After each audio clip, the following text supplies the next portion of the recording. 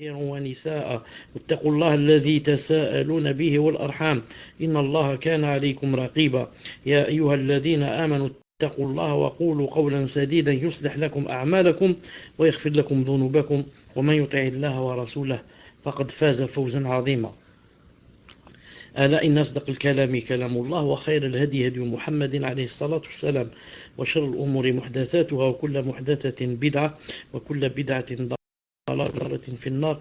حياكم الله en cette soirée du dimanche 20 Rabi' al-Awwal 1436 de l'Hégire, correspondant au 11 janvier 2015 bi'idhnillahi ta'ala. Donc avec Thalathat al-Usul, aujourd'hui Inch'Allah ta'ala c'est le 12e. On va réviser un peu le passé et Inch'Allah ta'ala on va commencer par le nouveau bi'idhnillahi ta'ala. Donc on avait vu que l'auteur avait dit, sache qu'Allah te fasse miséricorde, qu'il est du devoir de tout musulman et musulmane d'apprendre trois choses et de les mettre en pratique. Dans certains livres, c'est écrit d'apprendre trois vérités et de les mettre en pratique.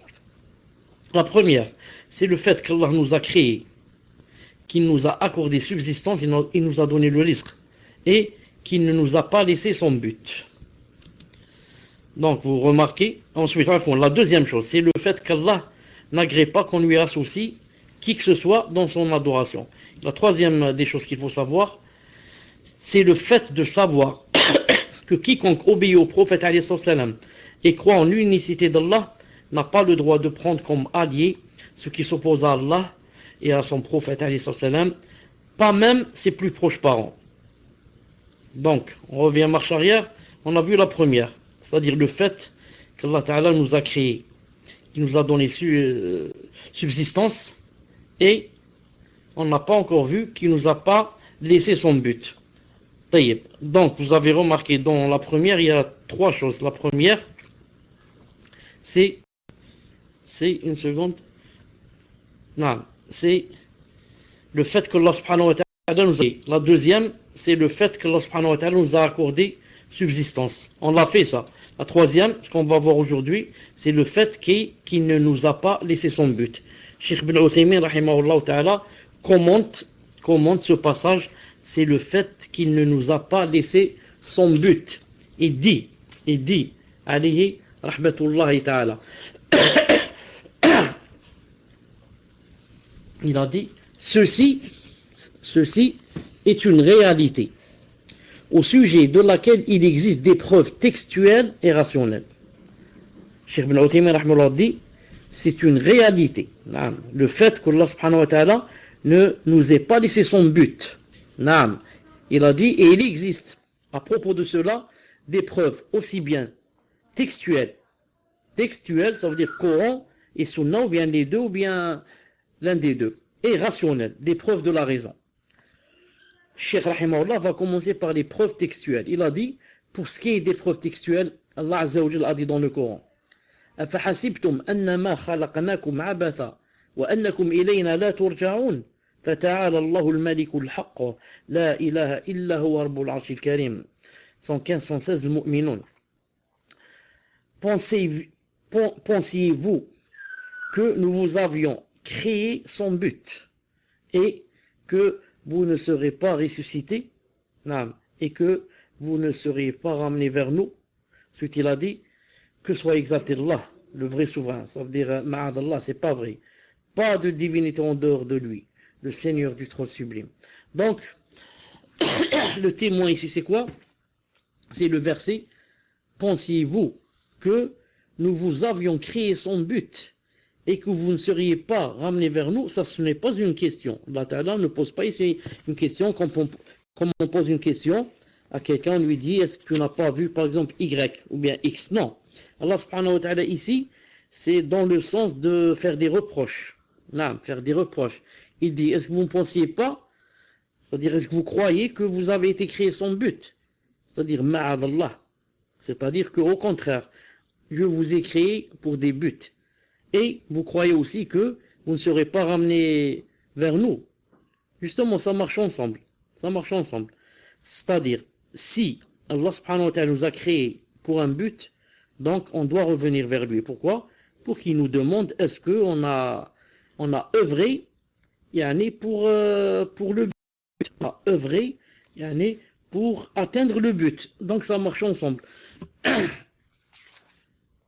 De même, Allah Azza wa Jalla a dit أيحسب الإنسان أن يترك سدى ألم يكن نطفة من مني يمنى ثم كان علقة فخلق فسوى فجعل منه الزوجين الذكر والأنثى أليس ذلك بقادر على أن يخلق يحيي الموتى. Donc 36-40 نعم 36-40 Sourate Al-Qiyamah. L'homme pense-t-il qu'on le laissera sans obligation à observer? N'était-il pas une goutte de sperme éjaculée et ensuite une adhérence, puis Allah Ta'ala l'a créé et formé harmonieusement, puis on a fait alors les deux éléments de couple, le mâle et la femelle. Celui-là, c'est-à-dire Allah, n'est-il pas capable de faire revivre le mort? Une seconde. Donc le témoin ici, c'est le début, c'est le premier verset. L'homme pense-t-il qu'on le laissera sans obligation à observer?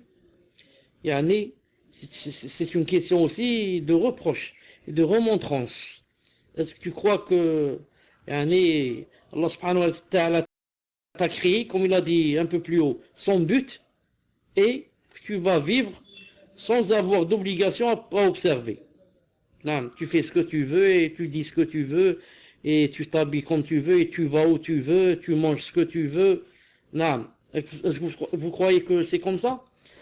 Cheikh Ibn Uthaymin dit rahimahullah ta'ala, il a dit or, on ne peut adorer Allah Azza wa Jal comme il le désire, si ce n'est par le biais des prophètes. Afon, j'ai sauté. Il a dit, quant aux preuves rationnelles, non, maintenant on va voir les preuves rationnelles de la raison. Quant aux preuves rationnelles, nous pouvons dire que la création des hommes afin qu'ils vivent, mais il s'agit plutôt d'une absurdité totale.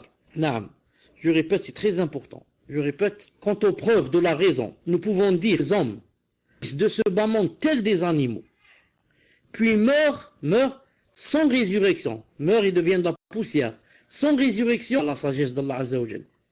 Mais il s'agit plutôt d'une absurdité totale. Ça c'est absurde. Et il n'est pas possible qu'Allah Azza wa Jal conçoive la création, lui envoie des prophètes et nous permette de combattre ceux qui sont en opposition et en divergence avec les messagers, alayhim salam, puis qu'après cela, le résultat soit le néant. Ceci est incompatible avec la sagesse d'Allah Azza wa Jal. En fait, toute personne qui reste toute seule, 5 minutes, c'est tout, et commence à méditer, va trouver le vrai, et que c'est une chose qui existe dans la fitra. Tu n'as pas besoin ni de Coran ni de Sunna. Seulement dans la prédisposition naturelle. Pour celui qui a toujours un cœur vivant, il sait que c'est pas possible, qu'on soit créé comme ça pour faire n'importe quoi, ensuite mourir et devenir poussière et ne plus se rencontrer. Et celui qui m'a tué, m'a tout pris, il n'a pas payé ici. Ce monde, c'est plein d'injustices, je vois pas l'autre pourquoi il est archi-milliardaire et l'autre archi-pauvre, peut même pas manger du pain et du fromage. Et comme ça, cette vie donc n'a pas de sens. Il dit ça marche pas avec la sagesse d'Allah subhanahu wa ta'ala. Pour la richesse et la pauvreté, il est possible. Il est possible que, c'est-à-dire que si Allah ta'ala a donné à l'autre des milliards et n'a rien donné à l'autre, ça veut pas dire donc que yawm al-qiyamah qu'il va pas donner aux pauvres. Ça veut pas dire que le richard sera aussi mieux que lui yawm al-qiyamah. Non. Peut-être l'autre, il a ici le bas monde, mais il n'a rien là-bas, peut-être. Mais si c'est un croyant, un bon croyant, il a utilisé son argent dans ce que aime Allah subhanahu wa ta'ala et son prophète, celui-là aussi aura, ici et là-bas, ici et là-bas. Al-Muhim. Ensuite, il a dit, en effet, pour dire que Allah ta'ala, comme ça son but, en effet, il nous a envoyé un prophète. La parole de Barbahari, la parole de Mohammed ibn Abdul Wahhab, quand il a dit, en effet, il nous a envoyé un prophète. Abdelaziz, tu as la phrase, tu l'as pas. En effet, il nous a envoyé un prophète. Voilà. Cette phrase, Cette phrase, Cheikh Ibn Uthaymin rahimahullah ta'ala la commente. Il dit, c'est-à-dire qu'Allah Azza wa Jal nous a envoyé à nous, communauté de Muhammad sallallahu alayhi wa sallam, un prophète qui nous récite les versets de notre Seigneur, nous purifie, nous enseigne le livre et la sagesse, de la même façon qu'il a envoyé des prophètes aux communautés qui nous ont précédés. وَإِن مِّنْ أُمَّةٍ إِلَّا خَالَ فِيهَا نَذِيرٌ وَإِن مِّنْ أُمَّةٍ إِلَّا خَالَ فِيهَا، c'est-à-dire, il n'est pas une nation qui n'ait jamais eu un avertisseur. Voilà. Il n'est pas une nation. Nous t'avons envoyé avec la vérité en tant qu'annonciateur et avertisseur. Il n'est pas une nation qui n'ait jamais eu un avertisseur. Et il a dit, donc il est nécessaire qu'Allah envoie des prophètes aux créatures afin que la preuve leur soit établie et que ces créatures adorent Allah Ta'ala comme il a dit. Donc Allah Ta'ala, quand il envoie des prophètes, pourquoi? Parmi les sagesses, le premier établissement de la preuve.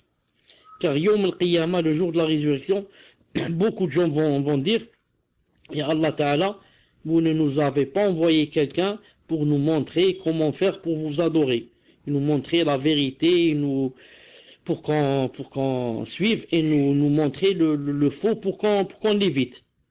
Donc, Allah Ta'ala maintenant, quand il a envoyé des preuves, des messagers, personne n'a d'excuse Yawm al-Qiyamah. Personne n'a d'excuse Qiyamah. Et la deuxième sagesse, Allah subhanahu wa ta'ala nous a envoyé le messager. Pourquoi? C'est-à-dire, s'il n'y avait pas de messager, qu'est-ce qui serait passé? Donc chacun aurait inventé des choses de sa tête. Si on savait que Allah Ta'ala existait, mais il n'y avait pas de messager. Donc comment on va faire pour l'adorer? Comment vas-tu savoir que cette chose est halal, cette chose est haram, cette chose est mubah, cette chose est makruh, cette chose est mustahab, cette chose est sunnah mu'akkada? Comment on va? Donc chacun va adorer Allah subhanahu wa ta'ala de sa tête et de ses passions. Et bien sûr, il va y avoir vraiment une anarchie, fawda kbira. Naam. Il a dit, Allah Ta'ala dit dans le Coran, Inna awhayna ilayka kama awhayna ila Nuhin wa nabiyina min ba'dih wa awhayna ila Ibrahim wal asbati wa Ayyuba Yunus man wa atayna da zabura. Donc je vais essayer de continuer un peu et je vais voir. Donc Allah Ta'ala dit dans le Coran, nous t'avons fait une révélation comme nous fîmes à Noé, et aux prophètes après lui. Et nous avons fait révélation à Abraham, Ismaël, Ishaq, Jacob, aux tribus, à Jésus, à Job, à Aaron, à Salomon. Et nous avons donné le Zabour à David. Et il y a des messagers dont nous t'avons raconté l'histoire précédemment et des messagers dont nous t'avons point raconté l'histoire. Et Allah a parlé de Moïse de vive voix en tant que messager, annonciateur et avertisseur, afin qu'après la venue des messagers, il n'y ait pour les gens point d'argument devant Allah. Et Allah est puissant et sage. Cheikh Ibn Uthaymin rahimahullah dit, or, on ne peut adorer Allah Azza wa Jal comme il le désire, si ce n'est par le biais des prophètes, alayhim salatu salam, car ce sont eux qui expliquent ce que Allah Ta'ala aime et agrée, et de lui Azza wa Jal. Comme je l'ai dit tout à l'heure, c'est impossible que quelqu'un puisse adorer Allah subhanahu wa ta'ala sans avoir recours au prophète sallallahu alayhi wa sallam pour lui montrer. C'est pas pour adorer Allah seulement, même le Coran lui-même, si quelqu'un va adorer Allah subhanahu wa ta'ala seulement avec le Coran, il va s'égarer. Non, car qu'est-ce qu'il faut? Il faut le Coran et la Sunna. Comme a dit le prophète alayhi salam, je vous ai laissé sur deux choses. Non, une seconde. Salam alaikum. Je disais que personne ne peut adorer Allah subhanahu wa ta'ala, même car dans le Coran il y a des choses qui ne sont pas, c'est-à-dire des choses globales. Et la Sunna est venue détailler. Et dans le Coran il y a des choses abrogées, des choses qui, khlas, ne peut plus ni adorer avec. Allah Azza wa Jal les a laissées juste pour la tentation, pour avoir des hasanat, c'est tout. Non, donc ce sont des choses abrogées. Donc c'est pas possible d'adorer Allah subhanahu wa ta'ala s'il n'y avait pas les prophètes. Les prophètes et la sunna du prophète sallallahu alayhi wa sallam. D'ailleurs, même le Coran ne nous serait pas arrivé s'il n'y avait pas le prophète alayhi wa sallam. Car c'est par son biais que le Coran nous est arrivé. Muhim. Il dit ici, non. Quiconque lui obéit, c'est-à-dire au prophète, quiconque lui obéit entrera au paradis. Quiconque lui obéit entrera au paradis. Quiconque lui obéit entrera au paradis. Cheikh Ibn Uthaymin dit, ceci est une vérité tirée de la parole d'Allah Azza wa Jal, لعلكم ترحمون وسارعوا إلى مغفرة من ربكم وجنة عرضها السماوات 133. Salam alaikum, on va essayer cette fois et on va voir. Il a cité le verset et obéissez à Allah et aux messagers afin qu'il vous soit fait miséricorde. Non. Donc le témoin c'est quoi? Et obéissez à Allah et aux messagers afin qu'il vous soit fait miséricorde. Donc si quelqu'un veut la rahma, la miséricorde, et le pardon, qu'est-ce qu'il faut? Il faut qu'il fasse deux choses. Qu'il obéisse à Allah et aux messagers. Allah et aux messagers. Ensuite il a dit concourir au pardon, concourir dans le sens de courir, mais pas courir avec les pieds, courir avec les œuvres. Concourir au pardon de votre Seigneur et un jardin, c'est-à-dire paradis, large comme les cieux et la terre, préparé pour les pieux. Non, préparé pour les pieux. Quand il a dit préparé pour les pieux, on a compris que concourir ici, donc ce n'est pas de courir avec ses jambes, mais courir avec les œuvres. La preuve, il a dit que c'est pour les pieux, il n'a pas dit pour ceux qui courent plus vite. Il n'a pas dit pour ceux qui courent plus vite. Plus vite. Non. Ensuite, il a dit un autre verset qui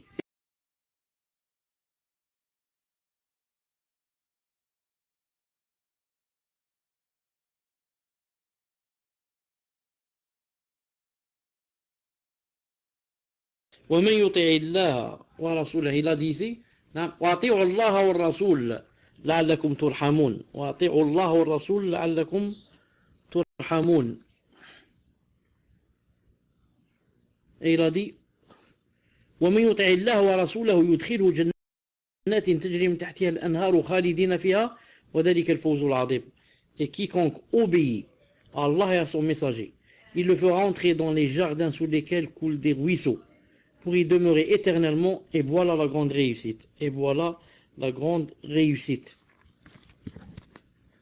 Il a cité aussi le verset ومن يطع الله ورسوله ويخشى الله ويتقه.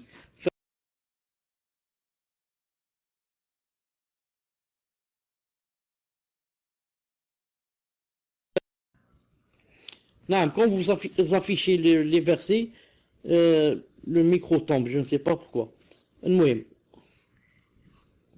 Il a dit quiconque obéit à Allah Azza wa Jal et au messager et craint Allah Azza wa Jal et le redoute, alors voilà ceux qui récoltent le succès. Alors voilà ceux qui récoltent le succès. Muslim, tu dis que ça coupe vraiment, Muslim. Muslim, est-ce que tu confirmes que ça coupe? Est-ce que tu confirmes que ça coupe? Ça, c'est bon. Et enfin, le dernier verset, il a dit وَمَنْ يُطِعِ اللَّهَ وَرَسُولَهُ فَقَدْ فَازَ فَوْزًا عَظِيمًا. وَمَنْ يُطِعِ فَقَدْ فَازَ فَوْزًا عَظِيمًا. Quiconque obéit à Allah et au messager,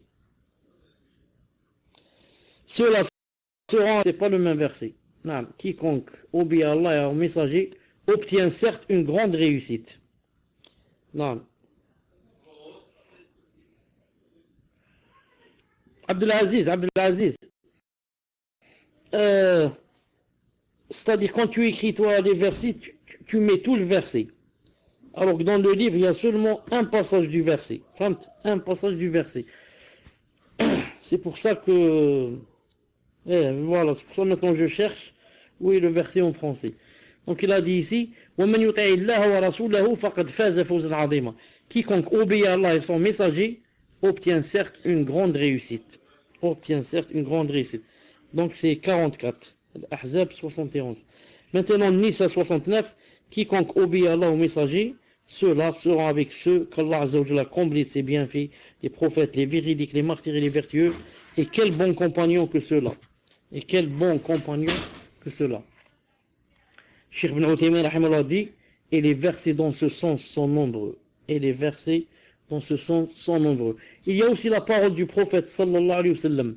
Toute ma communauté entrera au paradis, sauf ceux qui le refusent. Toute ma communauté entrera au paradis, sauf ceux qui le refusent. On lui dit, mais qui refuserait au prophète d'Allah? Il répondit, quiconque m'obéit entrera au paradis, et quiconque me désobéit aura refusé. C'est un hadith authentique rapporté par le Bukhari, Ali rahmatullah. Ensuite, le Barbahari, Ali rahmatullah, a dit, et quiconque lui désobéit entrera en enfer. Et quiconque lui désobéit entrera en enfer.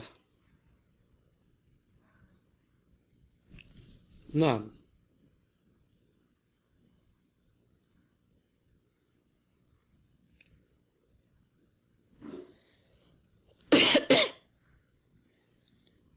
Et quiconque lui désobéit entrera en enfer. La preuve à ce sujet réside dans la parole d'Allah.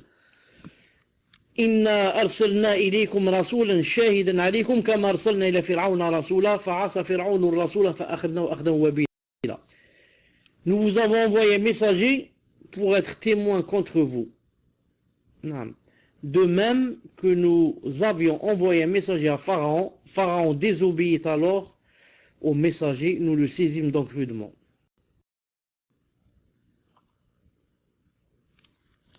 طيب. Cheikh Ali rahmatullah ta'ala maintenant va va commenter ce passage. Il va dire, ceci est aussi une vérité tirée de la parole d'Allah Azza wa Jalla, c'est-à-dire que celui qui désobéit au prophète ira en enfer. Il a cité le verset وَمَنْ يَعْصِ اللَّهَ وَرَسُولَهُ وَيَتْلُدَهُ.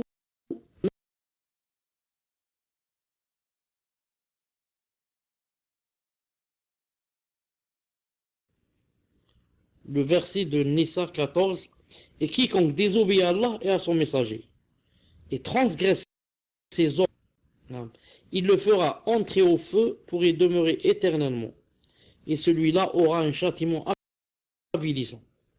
Donc quiconque désobéit à Allah et son messager et transgresse ses ordres, au point bien sûr où ça va le faire sortir de l'islam, car il a dit, il entrera au feu pour y demeurer éternellement. Or, ne reste éternellement en enfer que le kafir. Quant aux musulmans croyants, même s'il a fait tous les grands péchés du monde, il sortira de l'enfer tant qu'il n'a pas fait le shirk. Tant qu'il n'a pas fait le shirk et le grand shirk. Ensuite, il a dit, c'était Nisa 14. Nisa 14. Ensuite, il a dit, وَمَنْ يَعْصِ اللَّهَ وَرَسُولَهُ فَقَدْ ضَلَّ ضَلَالًا مُبِينًا. Un autre verset montre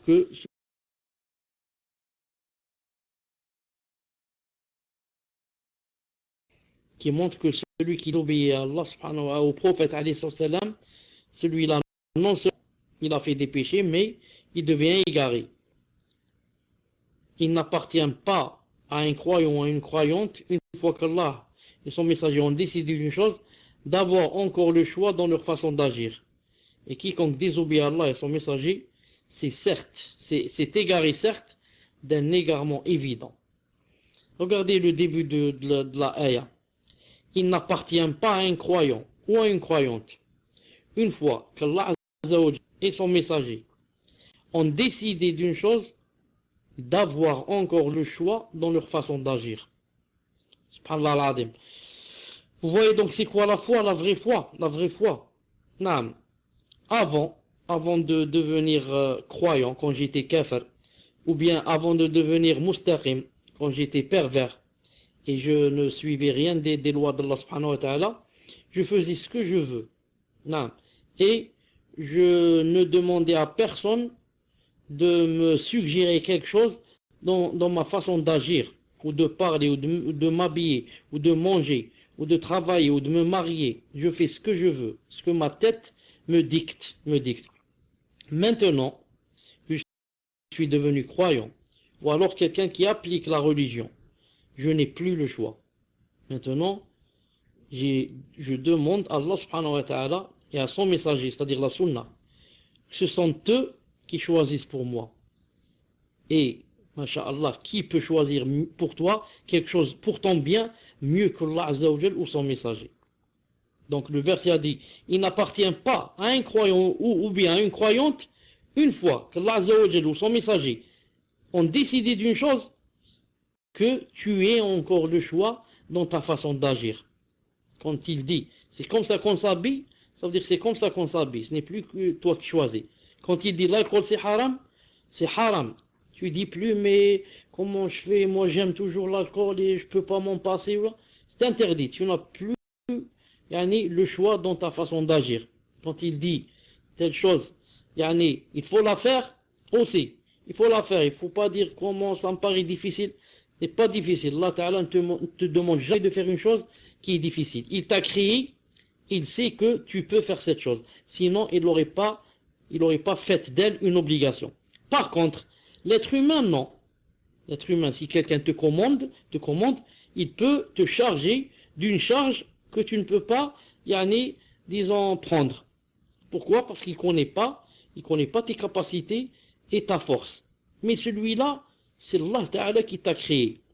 Il t'a créé. Comment se fait-il qu'il ne sache pas? Toi, tu connais ton enfant mieux que quiconque. Mieux que quiconque dans le monde, personne ne peut connaître ton enfant mieux que toi. Tu sais quels sont ses points forts, quels sont ses points faibles. Tu sais que si tu vas l'envoyer vers tel endroit, il va aller, et vers un autre endroit, il va te dire non, j'y vais pas. Et tu sais que si tu vas lui dire prends cette chose, il peut la prendre, prends l'autre chose, il te dit non, c'est lourd, je peux pas la prendre. Tu sais d'avance. Pourtant, tu ne l'as pas créé. C'est ton enfant. Tu l'as seulement éduqué. À force qu'il soit avec toi, maintenant, tu connais bien, ses façons d'agir. Qu'en est-il, celui qui t'a créé, Allah Azza wa Jal? Comme il a dit dans le Coran, Ala ya'lamu man khalaq, wa huwa al-latiful khabir. Ne sait-il pas celui qui a créé? Ala ya'lamu man khalaq. Celui qui a créé, il ne sait pas. Il ne sait pas que telle chose, tu peux la faire. C'est pour ça qu'il t'a obligé de la faire.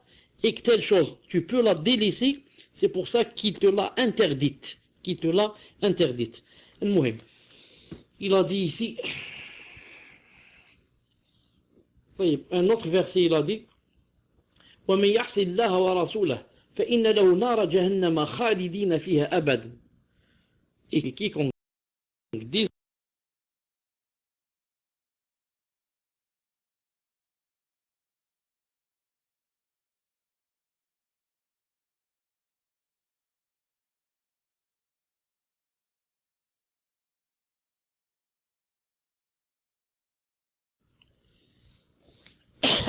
a dit ici, et quiconque désobéit à Allah et à son messager aura pour récompense le feu de l'enfer, pour y demeurer éternellement.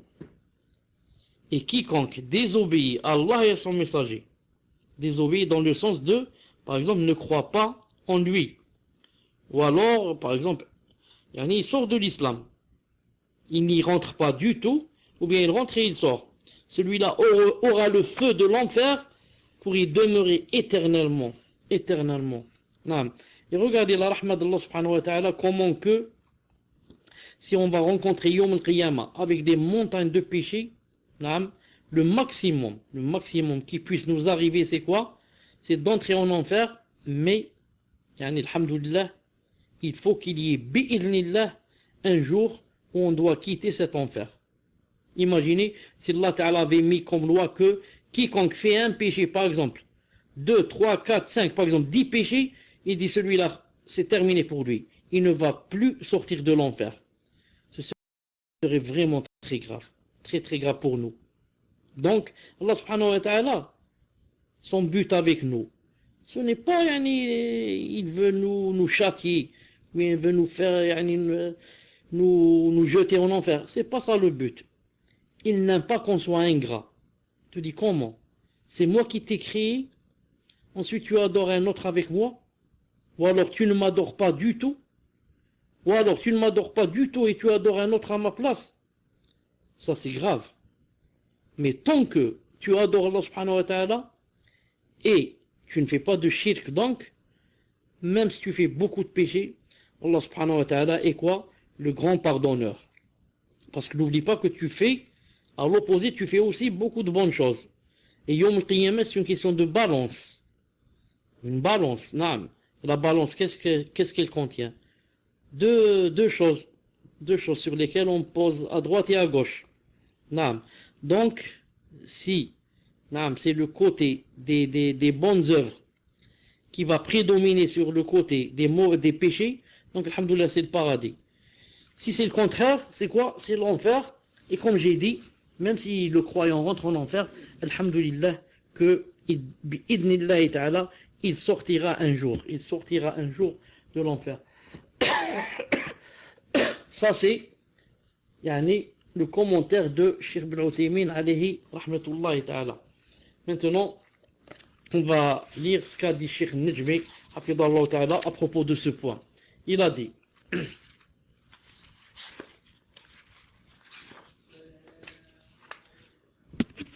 par ces trois vérités qu'on venait de voir tout à l'heure, ou alors les trois connaissances, ou alors les trois choses qu'il faut connaître.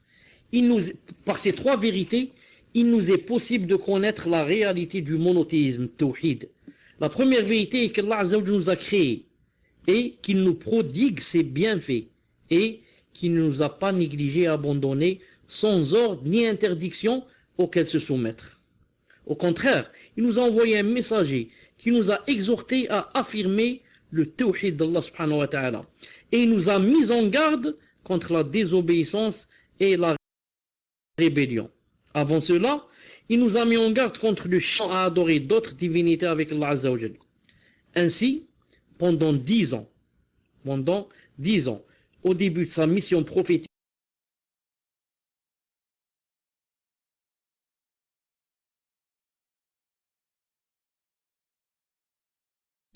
le messager d'Allah sallallahu alayhi wa sallam, c'est qu'il est Allah. Disait la ilaha. Ainsi, Abu Umama rapporte ce récit de Amr ibn Abbas Sulami radiyallahu ta'ala anhu, il a dit, avant l'islam, je pensais déjà que les gens étaient dans l'égarement et que leur pratique religieuse consistant à adorer des idoles ne reposait sur rien. J'appris alors qu'un homme à la Mecque, j'appris donc qu'un homme à la Mecque annonçait certaines choses. J'enfourchai ma monture et me dirigeai vers lui. C'était le messager d'Allah sallallahu alayhi wa sallam qui, persécuté par son propre peuple, prêchait clandestinement. Discrètement donc, j'allai chez lui à la Mecque et je lui dis, qui es-tu? Un prophète, répondit-il. Qu'est-ce qu'un prophète? demandai-je. Allah m'a envoyé, expliqua-t-il. Pourquoi t'a-t-il envoyé? dis-je. Pour ordonner aux gens de maintenir les liens du sang, pour briser les idoles et afin qu'Allah soit adoré seul, sans que rien ni personne ne lui soit associé. Dans son adoration, répondit-il. Donc pourquoi il t'a envoyé? Il répondit, pour ordonner aux gens de maintenir les liens du sang, pour briser les idoles et afin qu'Allah Azza wa Jalla soit adoré seul, sans que rien ni personne ne lui soit associé dans son adoration, répondit-il. Hadith authentique, rapporté par Muslim, Cheikh Nejmi rahimahullah ta'ala dit, par conséquent, nous devons avoir la certitude qu'Allah ne nous a pas créés et accorder ses bienfaits sans une sagesse et des desseins. Des desseins, c'est-à-dire des buts. Et puisqu'aucune créature douée de raison n'est assez insensée pour agir sans une sagesse et un but recherché, comment celui qui a soumis les cieux et la terre à sa volonté pourrait-il l'être? Non. Comment, si on va prendre n'importe quelle personne, non, et on va trouver que si elle est un peu douée de raison, elle n'accepte pas qu'on lui dise tout ce que tu fais, c'est sans sagesse. Elle n'accepte pas. Il dit pourquoi tu me prends pour un fou?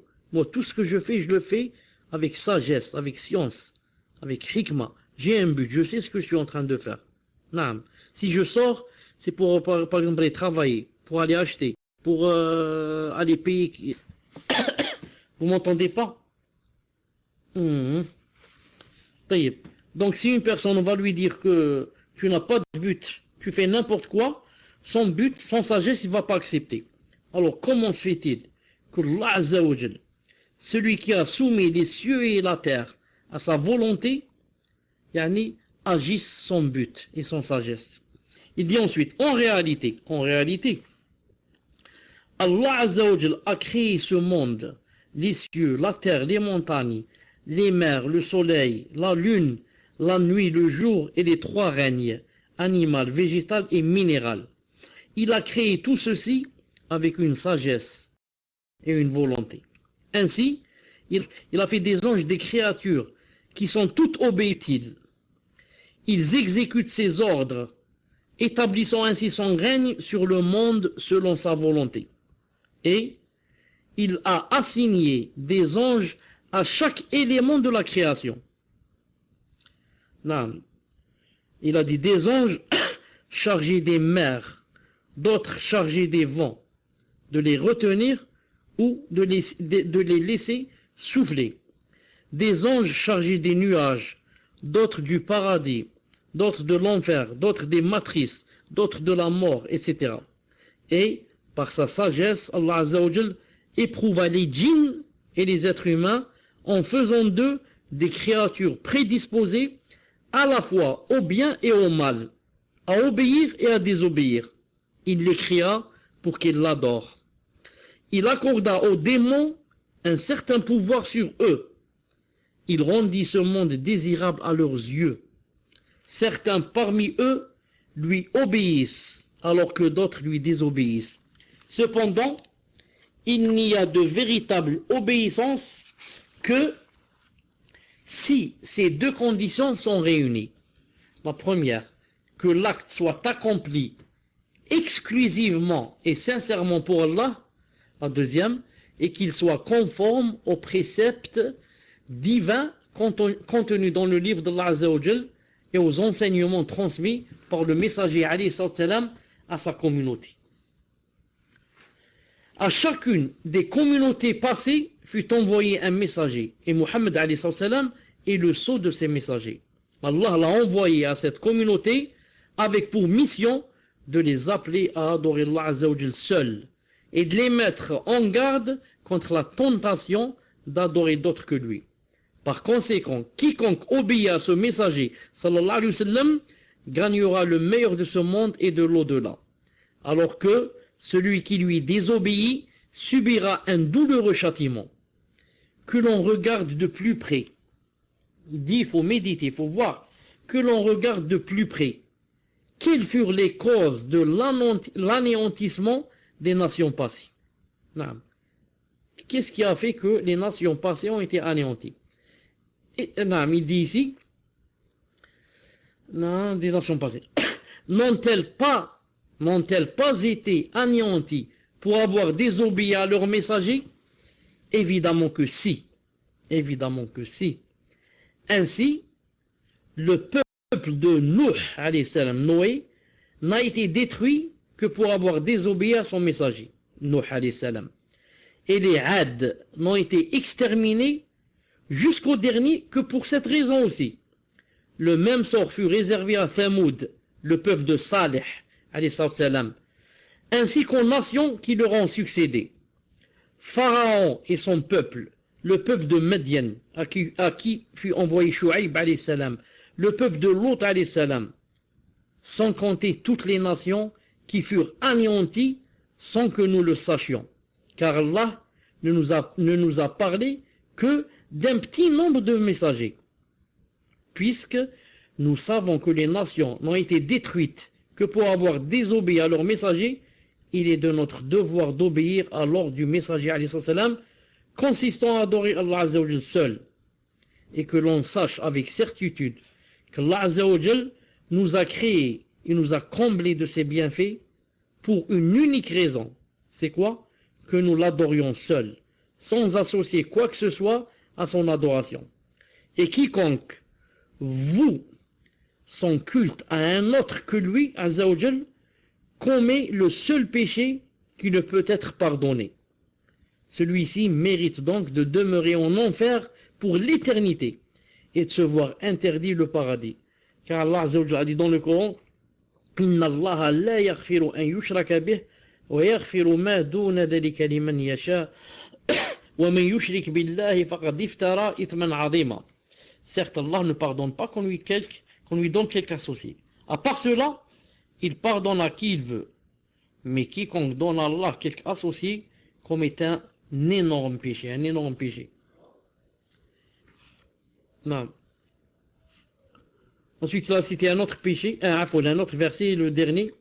لقد كفر الذين قالوا إن الله هو المسيح ابن مريم وقال المسيح يا بني إسرائيل اعبدوا الله ربي وربكم إنه من يشرك بالله فقد حرم الله عليه الجنة ومأواه النار وما للظالمين من أنصار. Les djinns, verset 18. Ô fils d'Israël. Où est-ce qu'il a commencé? Ce sont certes des mécréants, ceux qui disent en vérité Allah c'est le Messie, fils de Marie. Alors que le Messie a dit: ô enfants d'Israël, adorez Allah mon Seigneur et votre Seigneur.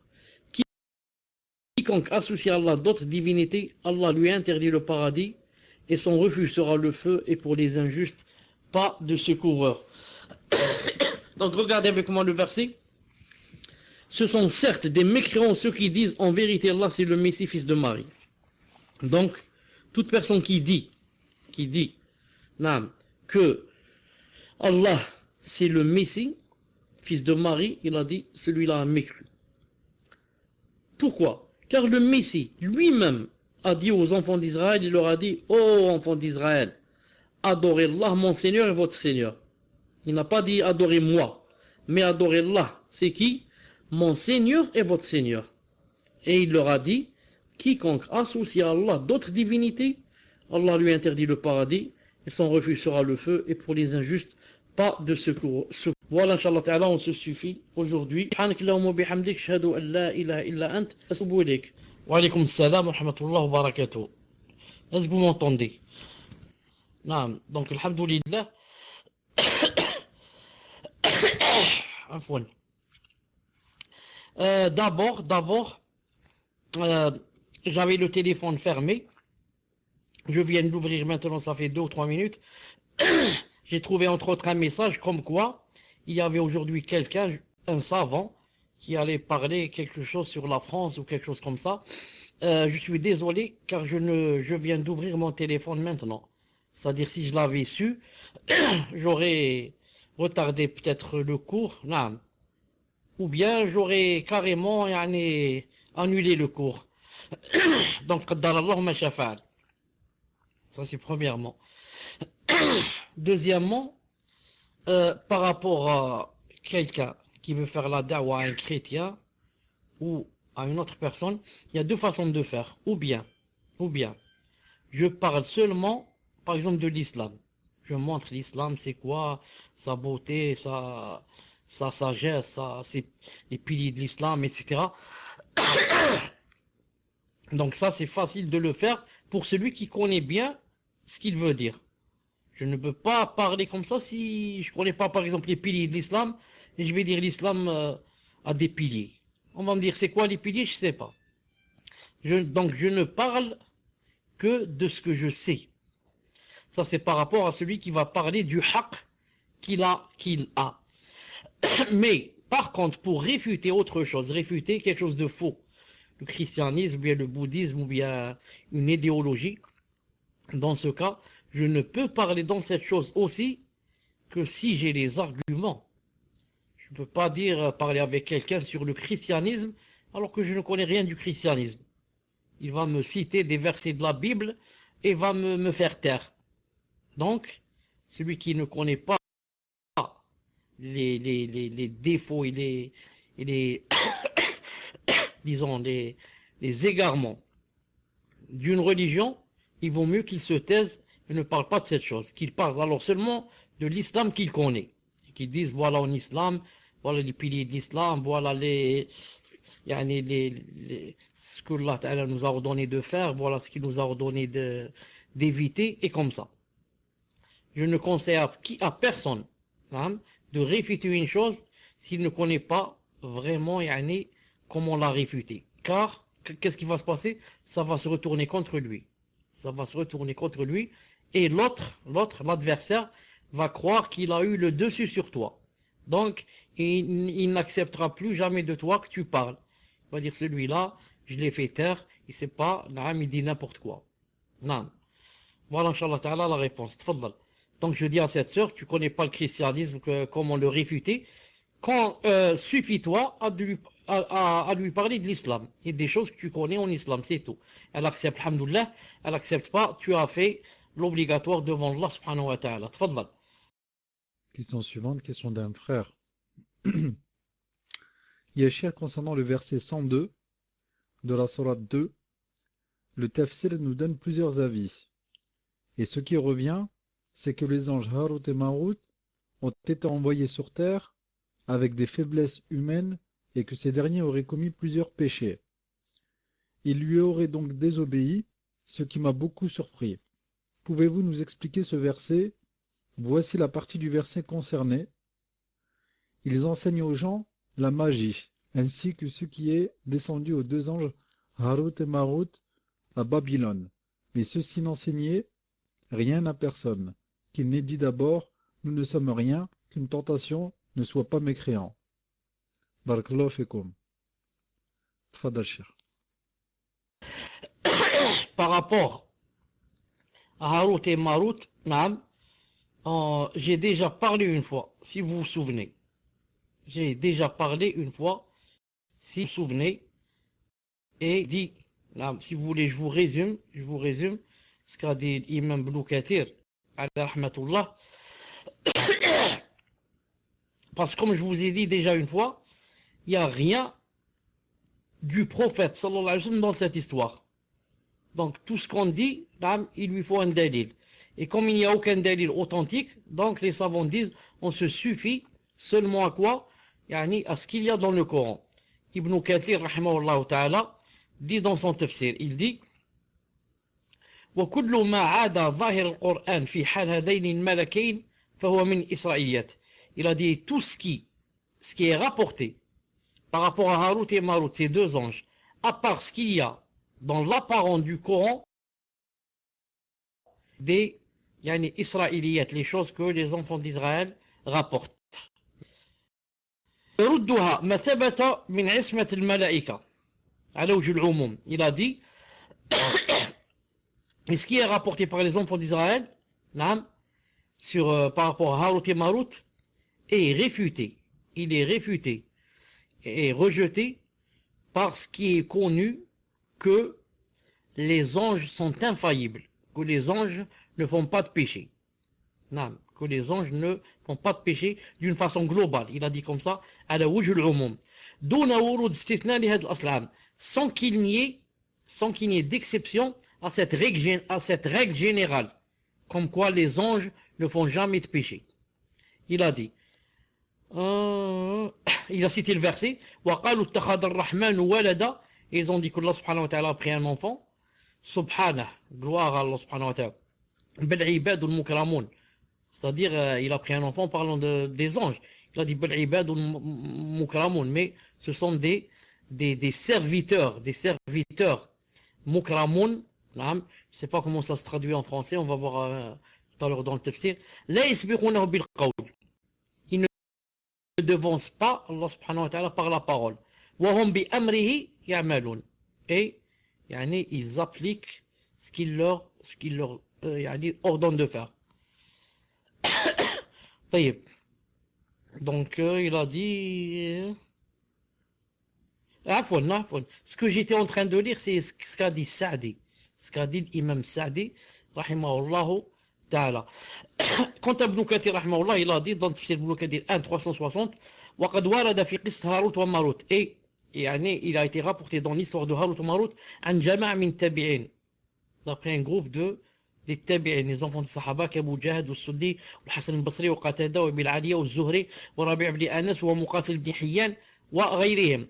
وقصها خلق من مفسرين. Il a dit beaucoup d'exégètes, beaucoup de mufassirin ont cité leur histoire de Harut et Marut dans le Coran. من متقدمين ومتأخرين. Que ça soit parmi les anciens ou ceux qui sont venus après. وحاصلها راجع في تفصيلها إلى أخبار بني إسرائيل. Et il a dit son résumé, le résumé de ce qu'il y a dans cette histoire de Harut ou Marut, ça provient de les contes ou alors les informations qu'on a des enfants d'Israël. إذ ليس فيه حديث مرفوع صحيح متصل الإسناد إلى الصادق المصدوق المعصوم الذي لا ينطق عن الهوى. Il a dit car il n'y a aucun hadith authentique du prophète alayhi salam. Naam, الصادق المصدوق, celui qui ne ment pas, المعصوم, l'infaillible, celui qui ne parle pas avec ses passions. Naam. Donc il a dit wa zahir siyaq al-Qur'an, et l'apparent des versets, de ce verset qui a rapport avec Harut ou Marut, et de ces versets, il a dit ijmalul qissa min ghayri bast.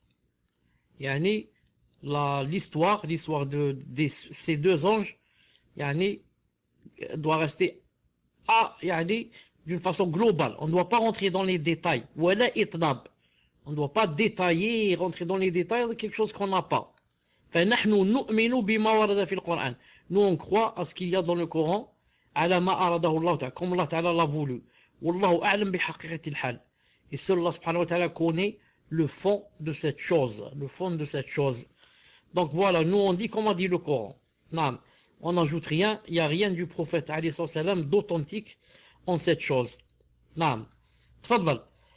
Question suivante, cher. Question d'une sœur qui dit Jazakumullahu khayran pour les cours, cher. J'aurais besoin que vous puissiez m'éclaircir, bifadillah, concernant le jugement des crèmes hydratantes, des médicaments, des parfums, des savons, etc.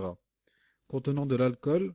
Quel est l'avis le plus fort, ainsi que pour le vinaigre d'alcool? Malheureusement, nous trouvons ces composants partout et dont nous ne savons pas le pourcentage. Barakallahu fikum. Allah subhanahu wa ta'ala vous préserve de sa colère et vous inonde de sa miséricorde, ainsi qu'aux administrateurs, aux auditeurs, à tous les croyants et toutes les croyantes. Amin. Tfadal, Cheikh. Par rapport au vinaigre, on en a parlé assez souvent, je crois. On a cité les trois avis qu'il y a par rapport au vinaigre, et on a dit pour sortir de tous ces mashakil. Si quelqu'un a peur des problèmes, il ne veut pas prendre par exemple par l'avis qui dit c'est permis, car il veut prendre l'avis qui dit c'est pas permis, alors qu'il prenne, comme on l'a dit, qu'il sorte de tous ces problèmes, qu'est-ce qu'il fait? Alors qu'il achète le vinaigre de citron. C'est connu, ça doit exister chez vous. Et d'ailleurs, il est masha'Allah. Premièrement, quand je mets le vinaigre de citron, je suis sûr de ne m'être pas approché du haram, alhamdoulilah, je m'en suis éloigné. Et deuxièmement, ça n'a pas l'odeur comme le vinaigre de vin. Le vinaigre de vin, si vous avez remarqué, il a une odeur de vin. On dirait que ça saoule pas. Donc moi, pour éviter tout cela, j'achète, Inch'Allah Ta'ala, le vinaigre de citron. Et je ne peux pas interdire à quelqu'un lui dire le vinaigre de vin est haram, alors qu'il y a une grande divergence en cela. Mais moi, j'essaie de l'éviter, Inch'Allah Ta'ala. Par rapport au parfum, on voit combien il y a de pourcentage, si c'est écrit le pourcentage. Si le pourcentage est écrit, au-delà de 5, je préfère éviter. Et encore, je ne peux pas dire aussi que c'est haram. Car certains spécialistes de la matière, Wallahu ta'ala alam, on dit que même l'alcool qu'on ajoute au parfum pour qu'il devienne du parfum, on dit ce n'est pas l'alcool qu'on boit. Ils ont dit c'est tout à fait autre chose. J'ai discuté avec quelqu'un qui ou bien lui-même fabrique les parfums ou bien qui lui-même a discuté avec quelqu'un qui fabrique les parfums quand j'étais au Koweït. Maintenant, j'ai oublié. Qu'est-ce qu'il a dit? Il a dit, le parfum qu'on met, l'alcool qu'on met dans le parfum n'a rien à voir avec l'alcool qu'on boit et qui est interdit. Il a dit, c'est un produit qu'on met dans le parfum pour ne pas perdre l'odeur. Si on ne met pas ce produit et tu vas mettre le parfum sur toi, ça va rester quelques secondes. Mais en mettant ce produit, hein, qu'on appelle l'alcool, voilà, il fixe l'odeur. Il peut rester une demi-heure, une heure, ça dépend d'après combien on en a mis, d'après de la qualité. Donc, je dis, mais malgré cela, si quelqu'un voit que c'est écrit que c'est plus de 50%, 60% d'alcool, 70%, il vaut mieux éviter, bi'idhnillahi subhanahu wa ta'ala. Naam. Wallahu ta'ala alam. Tfadlal. Question suivante, question d'un frère. Ahsanallahu ilaykum cher. Vous avez exposé les preuves textuelles ainsi que les preuves rationnelles pour expliquer le fait qu'Allah ne nous ait pas laissé sans but. Je souhaiterais savoir si les preuves rationnelles, et donc la raison, peut être utilisée dans toutes les branches de notre religion, ou est-ce que la raison a ses limites dans certains domaines religieux, et doit donc être délaissée. Barakallahu fikum wa hayyakumullah. Tfadal, Cheikh. Ce qu'il faut savoir, Inch'Allah, et c'est très important, que c'est très importante, car beaucoup de musulmans ne connaissent pas ces choses et s'embrouillent. S'embrouillent, qu'est-ce qu'ils font? Ils brouillent les gens. Ils font embrouiller les kuffars jusqu'à ce qu'ils n'acceptent pas cet islam. La première des choses, c'est quoi? C'est que jamais, il n'y a quelque chose dans le Coran ou la Sunna qui va en contradiction avec la raison. C'est pour cela que les savants disent, en islam, on peut trouver le muhar, mais on ne peut pas trouver le muhal. J'écris en arabe. Donc en islam, il est possible qu'il y ait le muhar, le premier, mais il n'y a jamais le muhal. Le muhar, c'est quoi? Le muhar, c'est quelque chose qui peut tuhayyiruka. Quelque chose qui peut te rendre étonné. Mais il n'y a jamais quelque chose muhal, quelque chose qui ne marche pas avec la raison, ou pour dire c'est incompatible, c'est pas possible. Il n'y a pas ça en islam. Par contre, il y a des choses qui peuvent t'étonner à cause parce qu'on ne connaît pas le fond des choses. Donc, premièrement, ce qu'il faut savoir, jamais quelque chose en islam ne contredit la raison. Et deuxième des choses très importantes, la raison elle-même ne suffit pas. La raison t'aide pour comprendre les textes, pour comprendre la charia, mais la raison elle-même ne peut pas être une source de législation. Il faut qu'il y ait la sunna. Surtout, où la raison ne rentre pas du tout, c'est dans la aqida. Dans la aqida et le dogme, la raison, qu'est-ce qu'elle devient? Elle suit les textes. C'est pas elle qui invente. Par exemple, je ne peux pas m'asseoir et tout seul essayer de raisonner. Est-ce que, par exemple, le paradis a 7 portes, 8, 9, 10, une porte, ou n'en a pas du tout? On ne peut pas savoir avec la raison. Naam. Est-ce que, ce qu'il y a à l'intérieur du paradis est de telle sorte ou telle sorte, quel est le nombre de lits, de récipients, de rivières, avec la raison, c'est pas possible. Est-ce que Allah subhanahu wa ta'ala a 2 mains, 2 pieds, 2 yeux, avec la raison? C'est pas possible. Il faut quoi? Il faut des textes. Naam, car la raison elle-même ne peut jamais arriver à des choses dans la aqida. Voilà les 2 choses qu'il faut connaître bi'idhnillahi subhanahu wa ta'ala. La raison ne peut pas être une source dans la aqida et dans la législation. Et deuxièmement, dans la législation, la raison suit et non pas c'est elle qui invente ou légifère. Fadlal. Question suivante, question d'un frère. Cher, j'étais à un dars sur la hijra dernièrement. Et après le dars, en plaisantant, j'ai dit à un frère que je connais pour évoquer le dars, entre guillemets, il va falloir faire ses valises ce soir, un. Et sans avoir l'intention de se moquer ou quelque chose comme ça, ensuite il y a un frère, il m'a fait la remarque en me disant qu'il ne faut pas rigoler sur la religion ou quelque chose qui fait partie de la religion et que cela pouvait faire sortir de la religion. Cher, le fait de se moquer de la religion, je connais son jugement. Mais est-ce que dans ces situations, ça en fait partie et quel est le jugement de ce qu'il m'a dit? Fadal Cher. D'abord, Muslim, j'ai pas compris ce qu'a dit le frère. Il faut que je comprenne ce qu'a dit le frère. Ensuite, je sais que l'autre lui a dit, il faut pas dire comme ça fait sortir de la religion. Mais qu'a dit exactement le frère? En fait, ça n'a rien à voir avec le fait de sortir de la religion. C'est une religion, mais il a voulu faire rire seulement en disant que donc nous, on doit quitter ce soir et le pays et partir. Non. Et peut-être il n'y a pas un savant qui de temps en temps dit quelque chose comme ça qui fait rire.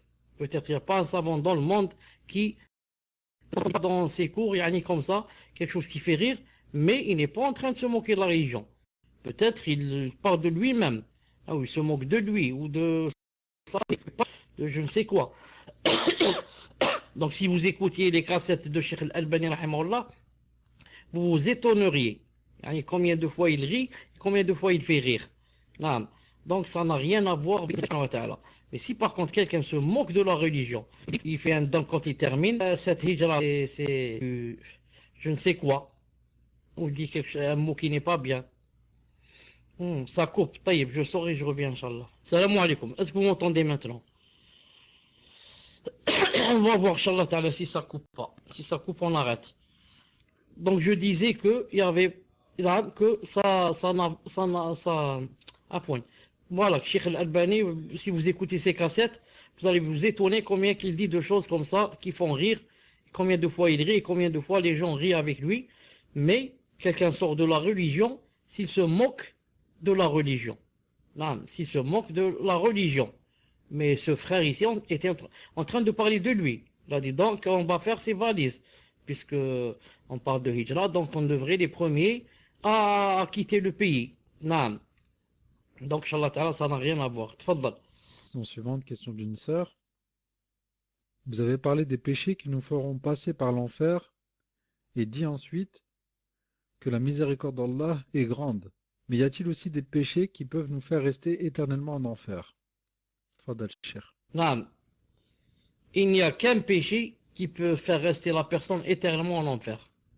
C'est ce qu'on appelle le kufr, le shirk et la grande hypocrisie.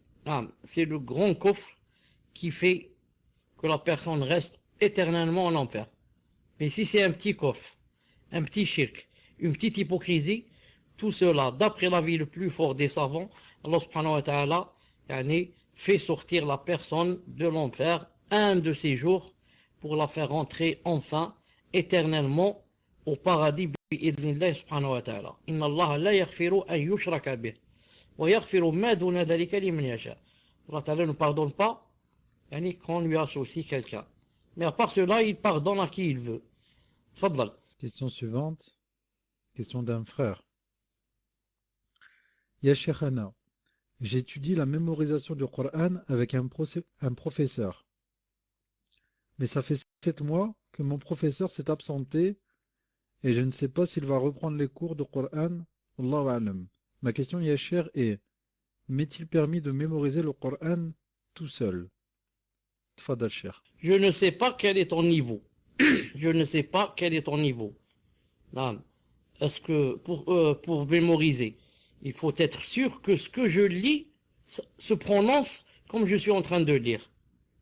Car sinon, si tu vas apprendre un mot en le prononçant mal au début, ça va être très difficile ensuite. Après des années, ça va être très difficile de le corriger. Prenons l'exemple par exemple, quelqu'un de nos parents, par exemple. Lorsqu'il lit, par exemple, Fatiha, par exemple, il dit, Alhamdulillah, Rahman, Rahim, par exemple, il dit, Iyaka na'budu wa iyaka nasta'in, ensuite il dit, Ahdina sirat al-mustaqim. Ahdina sirat al-mustaqim.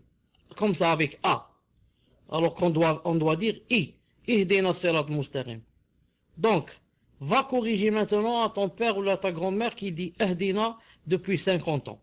Va lui dire maintenant non, c'est faux. Ahdina, Cheikh Ibn Uthaymin dit la salat est nulle. Car tu as demandé à Allah Ta'ala de te faire un cadeau. Tu lui as dit Ahdina. Au lieu de lui dire Ihdina, c'est-à-dire guide-nous vers le chemin droit. Toi tu lui as dit donne-moi un cadeau. Ahdina. Du mot, du verbe yahdi. Et le hadiya c'est le cadeau. Donc, maintenant que tu as appris à dire Ahdina, personne ne peut te l'enlever, difficilement. Taïb. Donc, je conseille à cette personne, si elle est sûre que ce qu'elle lit, c'est comme ça que ça se prononce, et pour être sûre, qu'est-ce qu'elle doit faire? Non? Et même si elle veut se corriger, voilà. Et si elle, pour qu'elle soit sûre que c'est comme ça que ça se prononce, je lui conseille qu'elle mette une cassette et écoute d'abord le verset qu'elle veut apprendre ou le passage qu'elle veut apprendre en suivant la cassette, comme qu'il est en train de lire. Naam. Ensuite, Inch'Allah Ta'ala, elle apprend, naam, et tawakkal ala Allah subhanahu wa ta'ala. Naam. Question suivante. Ma question est basée sur un cours précédent. Donc je voudrais savoir, parmi les gens qui rentreront au paradis sans jugement, est-ce que les prophètes sont compris? Barakallahu fikum. Fadal Cheikh. Je n'ai pas bien compris la question. Si la personne veut dire, est-ce que les prophètes sont compris dans les 70 000, ou est-ce qu'elle veut dire que les prophètes rentreront sans jugement? Je dis, si c'est la deuxième des choses, est-ce que les prophètes rentreront sans jugement? On va répondre que si, il y a 70 000 de la communauté du prophète alayhi salam qui va rentrer sans jugement. Alors comment se fait-il que les prophètes rentrent avec jugement? C'est pas possible. Car aucune personne dans le monde n'a le statut d'un prophète. Or, s'il y a 70 000 et parmi ces 70 000, chaque 1000 font rentrer 70 000 autres. Ceux-là vont rentrer, comme j'ai dit, sans jugement. Donc les prophètes, c'est sûr qu'ils vont rentrer bi'idhnillah subhanahu wa ta'ala sans jugement. Naam, tfaddal. Question d'une sœur. Ahsanallahu ilaykum. Lorsque j'explique à mon fils de 5 ans, il y a un seul Dieu, Allah. Allah subhanahu wa ta'ala a créé toute chose. Il me demande si c'est Allah qui l'a dessiné. Comment dois-je répondre? Car je crains d'utiliser le mot dessiner et il ne comprend pas encore le mot façonner. Barakallahu fikum. Tfadal Cheikh. Naam, en français, je ne sais pas c'est comment ça a été traduit le sawarakum. هو الذي خلقكم ثم صوركم وصوركم ثم خلقكم. C'est quoi sawarakum? Ça a été façonné. Est-ce que c'est façonné en français? Est-ce que c'est façonné? Dans tous les cas, est-ce que vous m'entendez? Alhamdulillah. Elle lui explique que c'est Allah subhanahu wa ta'ala qui choisit, puisque c'est Allah ta'ala qui crée. Ensuite, c'est Allah ta'ala qui choisit comment doit être la forme de telle et telle personne. C'est Allah ta'ala qui dit, celui-là, je lui donne par exemple 2 yeux bleus, l'autre je lui donne 2 yeux verts, l'autre je lui donne 2 yeux noirs, l'autre je lui donne des cheveux noirs, l'autre je lui donne des cheveux blancs, l'autre je lui donne des cheveux par exemple roux. Et comme ça, celui-là je lui donne la peau blanche, celui-là je lui donne la peau noire. Et comme ça, celui-là je lui donne par exemple 1m70, celui-là 1m50, 1m40. Celui-là, je lui donne, il doit vivre 50 ans. Celui-là 40 ans, celui-là 35 ans. Et comme ça, c'est Allah Ta'ala qui crée, c'est lui qui commande, c'est lui qui choisit comment créer la personne dans sa plus belle forme, bi'idhnillahi ta'ala. On lui explique comme ça, incha'Allah ta'ala. Tfaddal. Question suivante, question d'une sœur. Ahsanallahu ilaykum ya Cheikh. Voici ma question, Inch'Allah. Je suis par la grâce d'Allah Azzawajal marié. Mon mari et moi sommes éprouvés car nous n'arrivons pas à avoir d'enfants. Qadallahu ma shafa'al. Au début, nous pensions que le problème venait de moi, car mon mari a déjà des enfants d'un précédent mariage. Mais après plusieurs examens, on découvre que c'est mon mari qui souffre d'une OATS sévère, ce qui signifie que son sperme est de mauvaise qualité en petite quantité et présente des malformations. Ma gynécologue a voulu nous orienter vers une FIV, fécondation in vitro, mais nous avons refusé après avoir visionné la vidéo du Cheikh Al-Albani, rahimahullah. Cependant, il reste une autre solution que l'on appelle insémination artificielle, qui consiste à insérer le sperme de mon mari dans mon utérus. Cette technique, contrairement à la FIV, peut être effectuée par ma gynécologue seule, ce qui préserverait ma aura, car dans la FIV, on rencontre différents médecins et beaucoup sont des hommes. J'aimerais donc savoir, dans un premier temps, si la FIV est complètement proscrite en islam ou s'il existe des exceptions dans le cas où la maladie est avérée, comme pour mon mari. Ensuite, dans le cas de l'interdiction formelle, la deuxième solution de l'insémination artificielle avec ma gynécologue seule me serait-elle permise? Je vous demande de faire dua pour nous. Wa jazakumullahu khayran kasiran ya Cheikh. Tfadal Cheikh.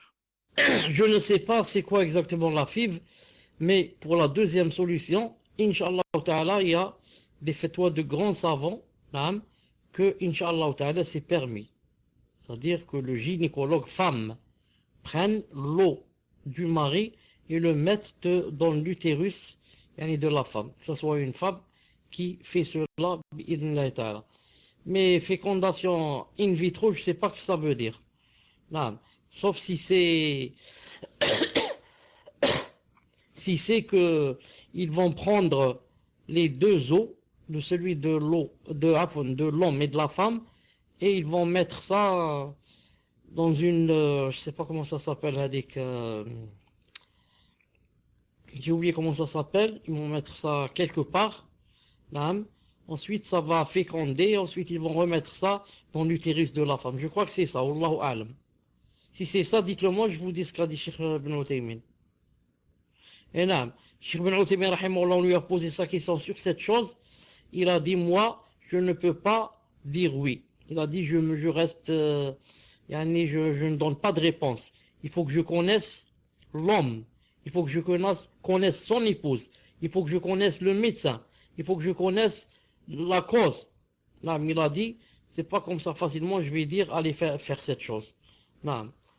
Wallahu a'lam. Mais la deuxième solution serait mieux bi'idhnillahi ta'ala. Tfaddal. Question suivante, cher. C'est une question qui est longue. Je sais que vous n'avez pas les questions longues. Question d'un frère. Qu'Allah vous accorde sa miséricorde. Il y a un hadith long que je ne connais pas par cœur, rapporté par Muslim. Selon Abu Huraira, dans le hadith, il est dit que Abu Huraira, radiallahu anhu, cherchait le prophète sallallahu alayhi wa sallam et les compagnons, radiallahu anhum, étaient inquiets, ils ne retrouvaient plus, et Abu Huraira est parti chercher le prophète partout, jusqu'à le trouver dans un jardin tout seul. Et le prophète sallallahu alayhi wa sallam lui a dit, va voir les gens qui sont derrière et va leur dire que celui qui dit, c'est écrit en arabe, une fois de l'écart, si tu peux m'envoyer, en phonétique, avec un cœur certain, annonce-lui la bonne nouvelle qu'il entrera au paradis. Après, Abu Huraira est sorti du jardin, il est parti heureux pour annoncer la bonne nouvelle aux compagnons. Et le prophète sallallahu alayhi wa sallam lui a donné sa sandale. Et Abu Huraira l'a prise et il est parti. Quand il est arrivé sur la route, Omar radiallahu anhu a suivi la même route qu'Abu Huraira et lui a dit, où vas-tu? Et il a vu Abu Huraira avec la sandale du prophète sallallahu alayhi wa sallam. Alors Abu Huraira lui a dit, j'étais avec le prophète sallallahu alayhi wa sallam, il m'a dit que celui qui dit, cher, attendez, j'attends que le frère m'envoie, Fawzi, si tu peux lui demander, le passage, certains dans son cœur entrera au paradis, et je dois lui annoncer la bonne nouvelle. Alors Omar radiallahu anhu lui a mis un gros coup sur le torse avec sa main et il est tombé par terre. Après Abu Huraira a eu les larmes aux yeux. Ensuite Omar lui a dit, retourne voir le prophète sallallahu alayhi wa sallam. Et donc, Abu Huraira a fait demi-tour pour retourner chez le messager d'Allah sallallahu alayhi wa sallam et Omar marchait derrière lui. Quand ils sont arrivés au jardin où se trouvait le prophète sallallahu alayhi wa sallam, le messager d'Allah sallallahu alayhi wa sallam a demandé à Abu Huraira, pourquoi tu pleures? Qu'est-ce qui se passe? Que se passe-t-il? Et Abu Huraira lui a expliqué, tu m'as dit de prendre ta sandale et d'aller voir ceux qui sont derrière le jardin et leur annoncer la bonne nouvelle, que celui qui dit La ilaha illallah et qui ne doute pas entrera au paradis. Et quand j'étais en route, j'ai vu Omar radiallahu anhu, je lui ai annoncé la nouvelle et je lui ai dit que j'allais annoncer la nouvelle aux autres. Il m'a frappé et il m'a dit de revenir te voir. Le prophète sallallahu alayhi wa sallam a dit Ya Omar, pourquoi tu lui as fait ça et pourquoi tu lui dis de faire demi-tour? Et Omar lui a répondu Ya messager d'Allah, tu as dit à Abu Huraira d'aller voir les gens pour leur dire que celui qui dit La ilaha illallah et qui ne doute pas va entrer au paradis, et si on leur annonce cette bonne nouvelle, ils vont plus faire d'action, et le prophète a donné raison à Omar, ils ne l'auront pas dit. Ma question, pourquoi à cette époque ce hadith n'a pas été transmis, et comment se fait-il qu'aujourd'hui on sache ce hadith alors que dans le hadith il est dit qu'ils ne l'auront pas dit? En résumé, pourquoi avoir caché à l'époque cette parole et que de nos jours on en soit informé? Pourriez-vous me donner le hadith original s'il vous plaît, car je l'ai recopié en écoutant un audio, donc il doit manquer une partie d'après ce que j'avais compris. Merci d'avance, qu'Allah vous bénisse. Tfadal cher. Assalamu alaikum, est-ce que vous m'entendez? Il n'y a rien en islam qui a rapport avec la aqidah ou la sharia qui doit être caché. Il n'y a rien en islam qui a rapport avec la aqidah ou la sharia qui doit être caché. Caché, c'est-à-dire absolument et définitivement. Mais des fois, on cache certaines choses par rapport à certains gens, par rapport à un certain moment qu'on ne dit pas. Pourquoi? Parce que si je sais que la personne sait par exemple cette chose, ça va aller à son insu. Ça va pas, ça va l'amener par exemple dans le sens opposé que Allah Ta'ala aime et son prophète alayhi salam.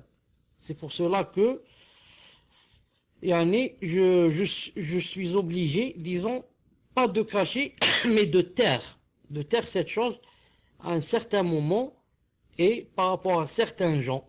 Mais de dire que, par exemple, ce verset ou ce hadith ou bien ce jugement, je vais le cacher éternellement jusqu'à mourir, ça, c'est impossible. Je donne un exemple.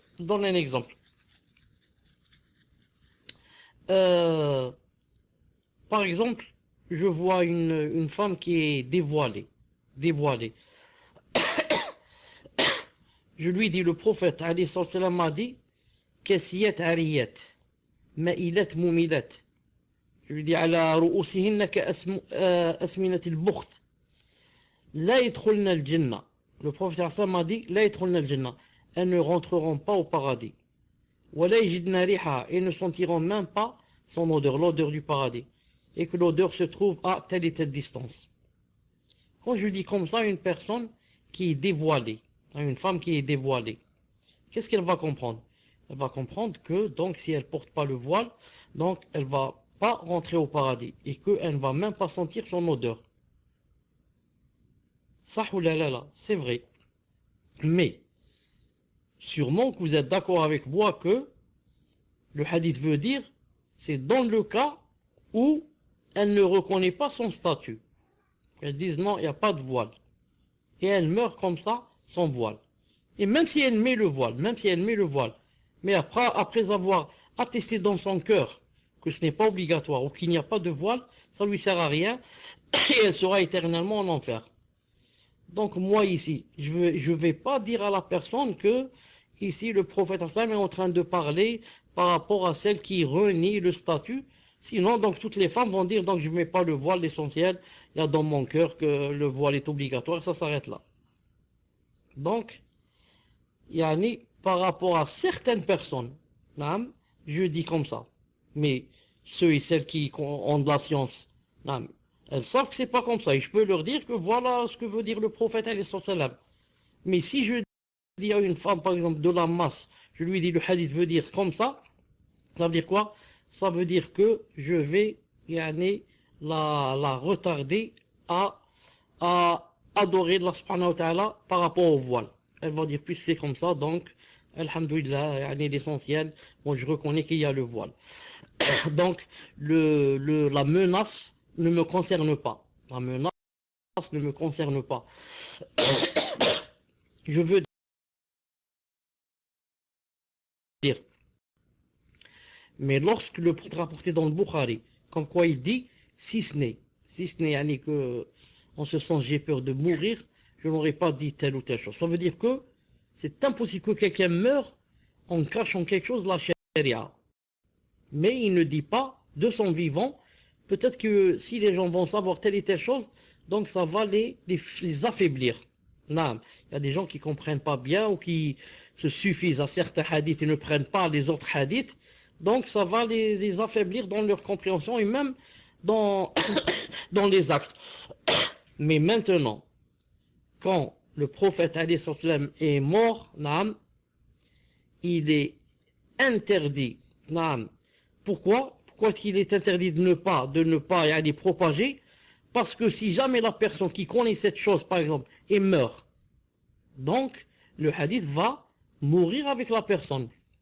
Et personne ne le connaîtra. Imaginez que le prophète dise une chose seulement à Abu Huraira. Il lui dit, écoute, telle et telle chose.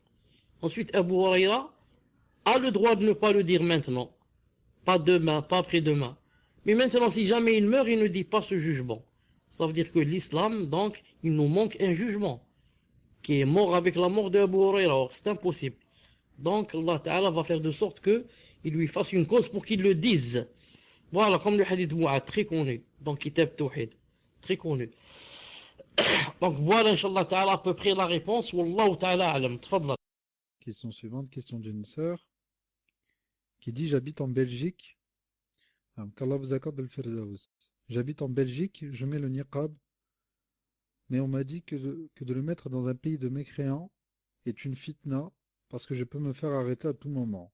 Est-ce un péché? Éclaircissez-moi, cher. Wa jazakumullahu khayran. Tfadal, cher.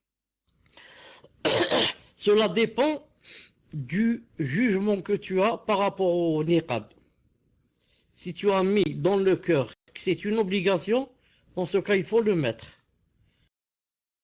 Et si tu as mis dans le cœur que c'est seulement quelque chose de recommandé, dans ce cas, tu peux ne pas le mettre.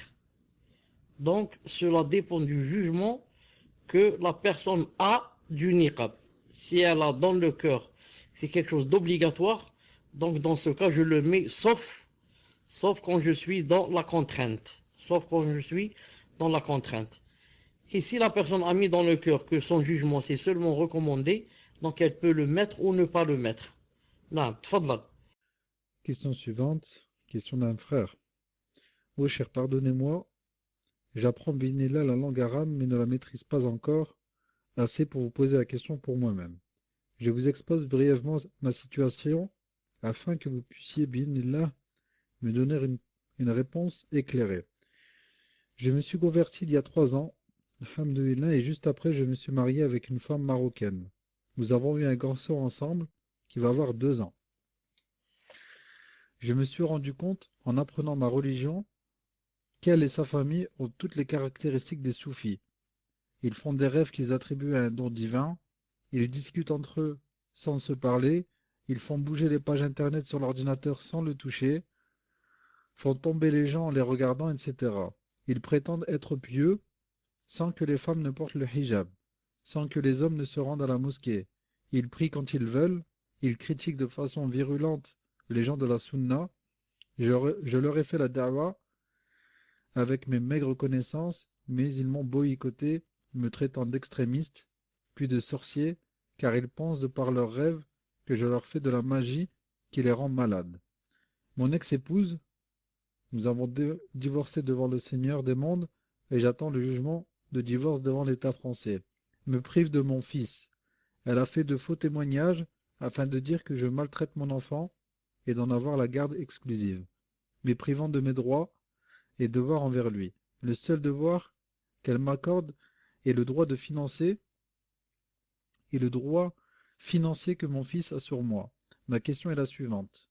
Quel est le moindre mal et la conduite à tenir dans ma situation? Faire la hijra, fi sabilillah, avec le risque de ne parlant pas encore l'arabe, je connais les lettres et j'apprends les bases de la grammaire, de ne pas avoir un salaire me permettant de nourrir mon fils, sachant que le coût pour le nourrir, le vêtir, le soigner en France et grand rapport au niveau de la vie de nombreux pays musulmans.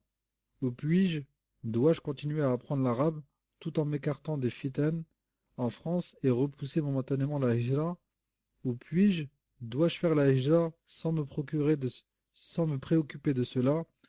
Ô cher, j'ai peur d'être hypocrite et que cela serve d'excuse à mon âme, voyant comment les compagnons ont laissé leur famille derrière eux pour faire la hijra.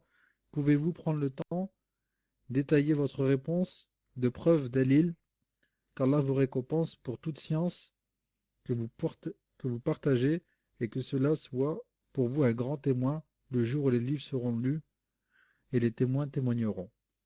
Fadal Cheikh.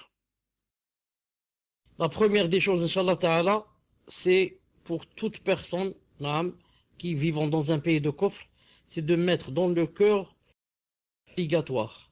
Et que, bi'idni Rabbi Azza wa Jal, j'attends seulement le moment propice de partir.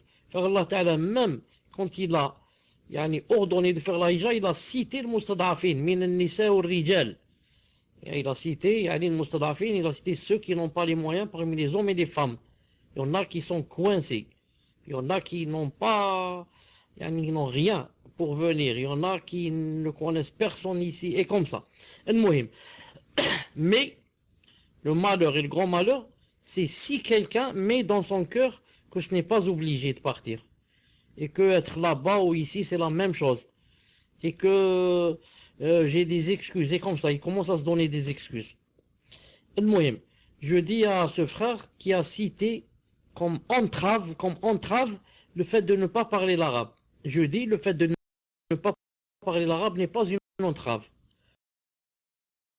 Je connais beaucoup de gens qui les ai rencontrés moi-même personnellement, et quand je parle avec eux qui sont venus de chez vous, de France, quand je parle avec eux, ils peuvent pas tenir une phrase en arabe.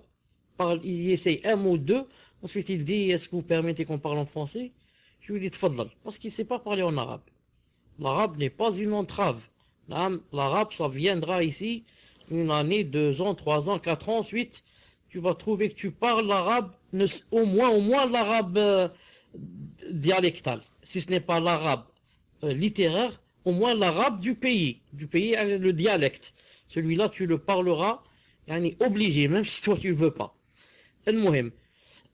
Ensuite, deuxièmement, il faut voir, Inch'Allah Ta'ala, si tu as un peu de moyens pour venir. Car celui qui vient ne vient pas comme ça, il va prendre sa valise et démarrer. Mais il faut qu'il fasse par exemple des contacts avec quelqu'un ici pour t'orienter, pour savoir où tu viens. Quand tu viens le premier jour, où tu vas passer la nuit, chez qui? Donc il faut avoir au moins un contact là-bas pour savoir si au moins la personne, tu n'es pas obligé de passer la nuit chez elle, mais au moins qu'elle soit capable de t'orienter. Voilà, t'orienter vers un hôtel qui n'est pas cher, vers une auberge de jeunesse, vers je ne sais quoi, te trouver une location qui n'est pas chère, et comme ça. Si tu as les moyens pour venir, Inch'Allah subhanahu wa ta'ala, et tu as quelques contacts, توكل على الله, ensuite Allah Azza wa Jal t'ouvrira ici ses portes d'après ta niya et d'après ce que tu as dans le cœur et d'après la sincérité bi'idnillahi subhanahu wa ta'ala. Si maintenant tu n'es pas encore prêt à 100%, alors profite pour t'éloigner des fitnas et d'apprendre l'arabe bien sûr et d'apprendre le din en même temps et de mettre de côté un peu d'argent, plus l'insan a de l'argent, plus c'est mieux pour lui quand il fait la hijra, car il en aura toujours besoin bi'idnillahi ta'ala. C'est quoi la dernière question? Donc, dernière question, cher. Question d'une sœur. Si le mari interdit à sa femme de partir chez sa mère et que la mère ordonne à sa fille d'aller la voir, qui doit-elle obéir? À qui doit-elle obéir? Fadal cher. Elle obéit à son mari. Elle obéit à son mari, pas à sa mère. Parce que sa mère, elle ne vit plus chez elle. Si elle vivait chez elle, elle devrait lui obéir. Mais maintenant qu'elle est sous l'égide de son mari, Maintenant, c'est son mari qui commande. Et son mari n'a pas le droit de lui interdire sa mère aussi. Sauf si quoi? Sauf si elle veut aller chez sa mère, par exemple, presque tous les jours. Alors, une fois par semaine. Ce n'est pas obligé. On va chez ta mère, par exemple, une fois par mois. S'il y a des circonstances. C'est pas chaque soir tu dis je vais chez ma mère. Non. Mais qui lui interdisent, par exemple, totalement, il dit quand tu viens chez moi, il n'y a pas ta mère.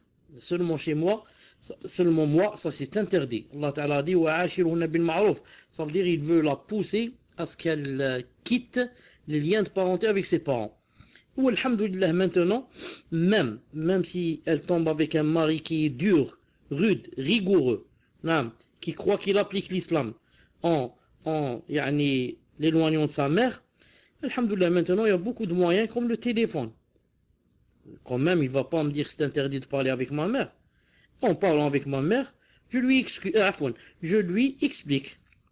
Je lui dis, maman, tu sais que son mari est un peu sévère, il me laisse pas, etc. Et je lui explique que ça ne vient pas de moi, pour que elle se mette pas en colère et commence à faire des doigts en croyant que c'est sa fille qui ne veut pas aller chez sa mère. Je lui explique. Et au mari, il faut aussi lui expliquer que le fait de dire je t'interdis ta mère, ça n'a rien à voir avec l'islam. Au contraire, l'islam demande les liens de parenté. Au contraire, si vraiment cet homme voulait que ça marche vraiment avec son épouse, au contraire, il faudrait lui faire ce qu'il sait que ça, elle aime. Par exemple, la fille aime rencontrer sa mère. Donc, je lui fais ce qu'elle veut pour que c'est même pour mes avantages. Car quand ma femme est contente, masha'Allah, donc elle est bien avec moi, donc elle fait ce que je veux, elle m'obéit, etc. Maintenant, si ma femme est en colère, et donc voilà, pour préserver le couple, voilà ce que je voulais dire, pour préserver le couple. À condition, comme je sais, à condition que je sais que sa mère, par exemple, n'est pas une mauvaise mère. Car si je sais que à chaque fois qu'elle va chez elle, elle la remplit, elle va lui remplir sa tête, et elle la remplit comme un réveil. Ensuite, elle vient chez moi et commence à sonner. Dans ce cas, ce réveil, j'essaie de l'arrêter. Il ne faut pas qu'à chaque fois qu'elle aille là-bas, elle va la remplir et elle va venir sonner chez moi. Non, si c'est une mère, masha'Allah, qui comprend et qui aime l'union de sa fille avec son mari comme ça, il n'y a aucun problème à la laisser aller chez sa mère, à condition que ça soit pas, ça rentre pas dans l'exagération, bi'idhnillahi ta'ala. On arrête ici, Inch'Allah ta'ala. N'oubliez pas qu'on a cours demain, Inch'Allah ta'ala. Subhanakallahumma wa bihamdik, ashhadu an la ilaha illa ant, astaghfiruka wa atubu ilayk. Assalamu alaikum wa rahmatullahi wa barakatuh.